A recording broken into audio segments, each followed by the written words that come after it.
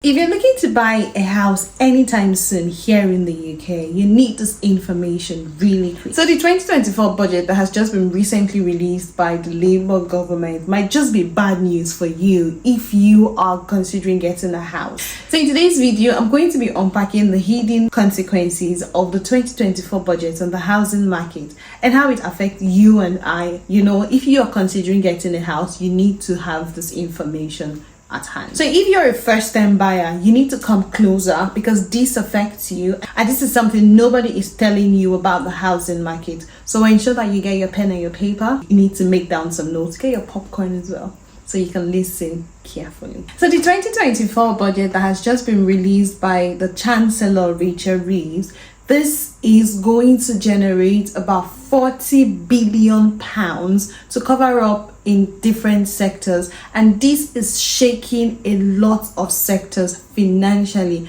I mean, it is shaking you and I. You probably don't know yet until when it hits you. So you want to be prepared before you get to that point where it hits you very hard. So because the budget comprises of different sectors, I'm going to be unpacking it bit by bit on the channel. But what I'm going to be doing today, I'm going to be telling you how these budgets affect the common man. So that's you and I, especially migrants who are here in the country and do not have access to public funds or no recourse to public funds. So one of the sectors that received a major blow from this budget is the housing market. And the housing market affects you and I. I mean, a lot of people are intending to get on the property ladder. And because you're intending to get on the property ladder, you want to ensure that you make a decision soon. And that's because people who are interested in getting a house, there is something called a stamp duty tax. Everybody calls it stamp duty. So there is something called a stamp duty. And what that means is when you want to buy a house, there is a money that you will pay for buying that house. It's not your mortgage, it's something that you will pay for buying that house, and there is a threshold that has been fixed by the government. So stamp duty is the tax that you pay for purchasing a house above a certain threshold that the government has fixed. So I'm going to be showing you a chart or a table to explain this stamp duty better for you to understand. So as a first-time buyer here in the country, there is a certain threshold that the government have said if the property is worth up to that amount, as a first-time buyer, you would not have to pay any stamp duty tax.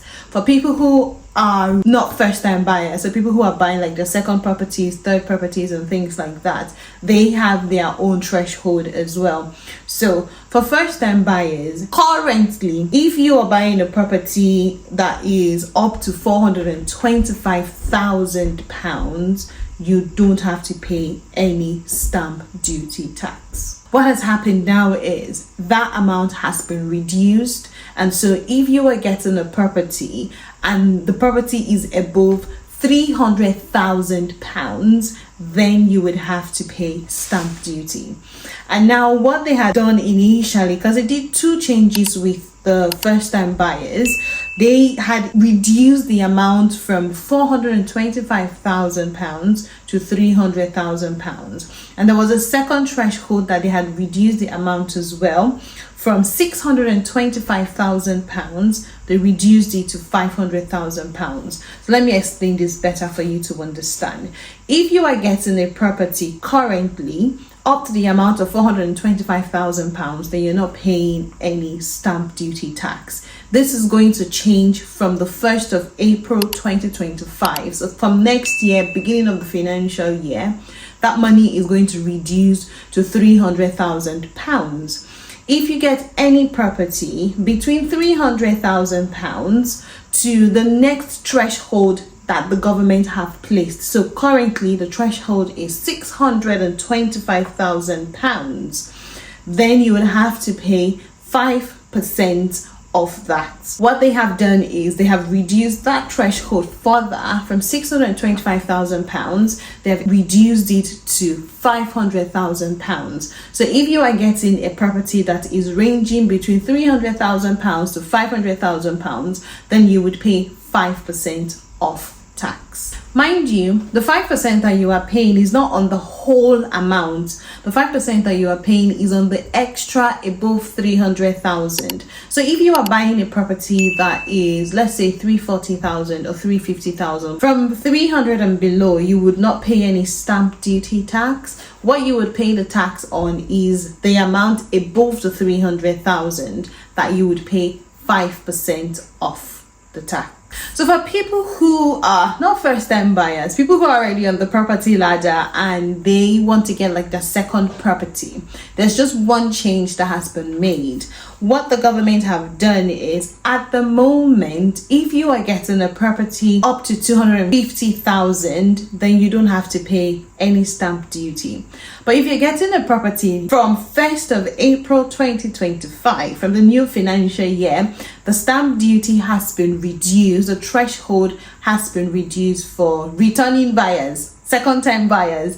The money has been reduced, and the new amount is £125,000. So if you are getting a property that is above £125,000, then you would pay 2% on the rest of the money up to the 250,000. So let me explain. If you are getting a property that is above £125,000, and let's say the property is, say, 200,000, you would then pay 2% of, from the 126,000 up to the 2,000, you pay 2% of that. But less than 125, no stamp duty would be paid as a second-time buyer. Take for example, as a first-time buyer, if you want to get a property between now and ending of this financial year, so ending of March 2025, if you get a property that is worth £360,000, you're not going to pay any stamp duty. It's free for you. You can just go do the other payments that you have to pay and no stamp duty would be charged. But from 1st of April 2025, if you intend to get that same 360,000 property, you will have to pay stamp duty. Now let's do the math together. For the first 300,000, you would not pay any stamp duty. So your stamp duty payment is £0. But for the £60,000 on top of that, you would have to pay 5% of that, which is about £3,000. So that's how much you will pay in addition to the money you would be depositing for your mortgage. So the 3,000 would be your stamp duty payment. So let's do another example. So currently, if you are getting a property that is worth £450,000, for the first £425,000, you're not going to pay any stamp duty. But for the remaining £25,000, you would pay 5% of that, and that would cost you £1,250. Now, from the 1st of April 2025, so next year, beginning of the financial year, because the stamp duty threshold has been reduced to 300,000, like I had explained earlier, it means that for the first £300,000, you're not going to pay any stamp duty. But what then happens is, for the remaining £150,000, you would pay 5% of that, and that would cost you £7,500 as your stamp duty tax fee for you to pay. With the impact of the 2024 budget on the housing sector, what do you think is going to happen to the mortgage rates? Depending on what it is that you want to get, depending on your location even, because there are some cities here in England or in the UK where houses are cheaper. So depending on what it is that you want to get, if you are aiming to get a property that is below £300,000, you probably do not have to be in a haste. You can decide to say chill and see how it goes. But then again, mortgage rates, it fluctuates. You can never tell what the mortgage rate is going to be when you are ready to get a property. And with the impact of the budget in the housing sector, what do you think is going to happen to the mortgage rate? Is it going to go higher? Is it going to go lower than what it is right now? As you all know, the Bank of England gives its rate and the housing sector follows as well. So I would love to hear your thoughts in the comment section. What do you think? Would mortgage rates be higher or would mortgage rates be lower? And should we take a chill pill and not be in a haste to get a property? Please do leave your thoughts in the comment section. So if you go on websites or developers websites that are selling properties, you will see that quite a lot of sellers and developers are giving incentives, and you probably will get to see more going forward between now and next year, and even next year as well.